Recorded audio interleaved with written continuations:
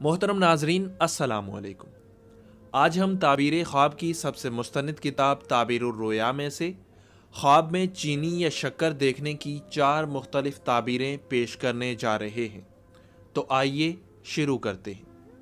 حضرت ابن سیرین رحمۃ اللہ تعالی علیہ نے فرمایا ہے کہ خواب میں تھوڑی مقدار میں چینی دیکھنا پاکیزہ بات ہے یا بوسہ ہے جو صاحب خواب اپنے بیٹے، بھائی یا دوست کو دے گا، اور اگر کوئی خواب میں بہت سی شکر یا چینی دیکھے تو مال اور روزی حلال پر دلیل ہے۔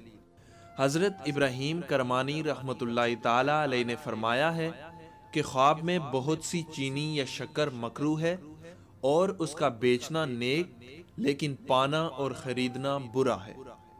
حضرت جعفر صادق رضی اللہ تعالی عنہ نے فرمایا ہے کہ خواب میں چینی دیکھنا 5 وجہ پر ہے: پاکیزہ بات، بوسہ دینا، منفت، بیٹا اور مال، اور اللہ ہی بہتر کو خوب جانتا ہے۔